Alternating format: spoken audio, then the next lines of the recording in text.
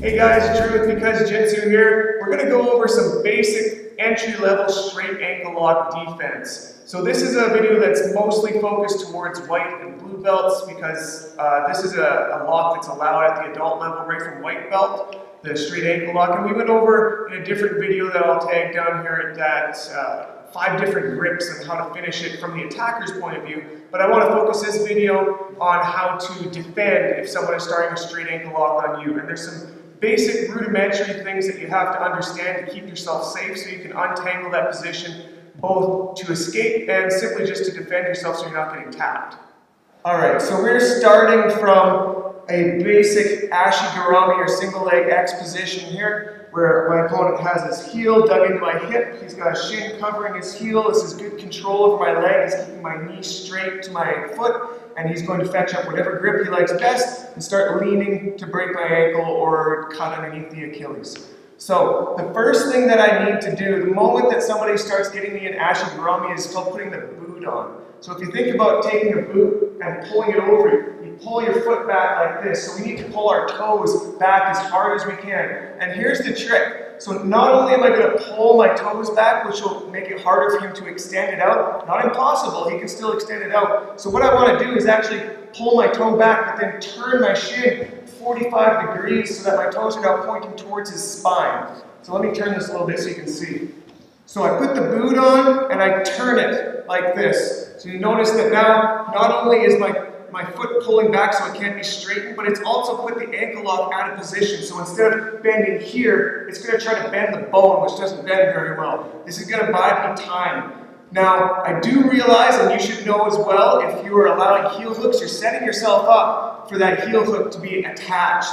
And there is a chain of defenses that we can put together that's going to assume that they're going for the heel hook. We're not going to cover that for this one because, like I said, we're focusing on just straight ankle locks, and we can go over that one on a different date. For right now, I'm putting the boot on and turning. So now, for the time being, my foot is safe. I'm not worried about him attacking. He's going to have to readjust that foot quite a bit. And in that meantime, I need to find this foot that's on my hip because it's blocking this whole position is closed right here by that foot. So I need to grab it right by the toes. I don't want to make the mistake of trying to push down low on the heel where it's strong. I'm going to grab it at the very end of his lever on his foot and pull his toes towards the ground, which will peel that foot off. I'm going to keep heavy weight on it, okay? Straighten your arm and put your weight on it as I hop over top of that foot.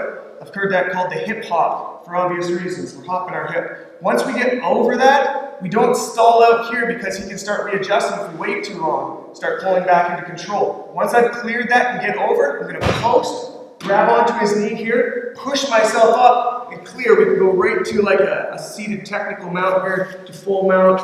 It's going to not only get us out of the ankle lock, untangle the ashigarami, but also pass the guard. And this one works really well. You'll find a lot of success with this one.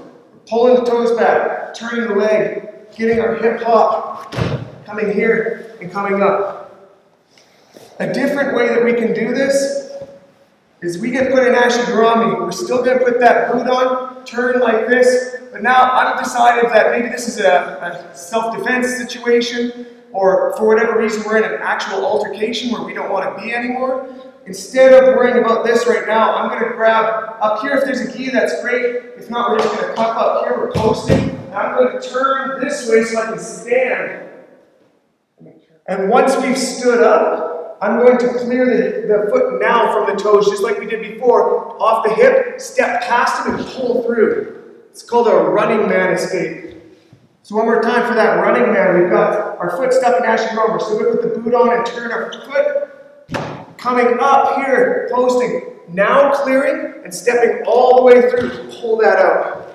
It's going to be very, very difficult for your opponent to hold on to that foot when you do that big high knee to pull out. So those are the only ones we're going over in this video, but it should be enough to give you a start on defending a straight ankle lock, especially at the white and blue belt levels. There is a myriad of different things that people can do to adjust and to change the position altogether while you're trying to escape, and we can go through those in a different video. There's a great series of transitional positions that you have to defend one after the other and find your way out.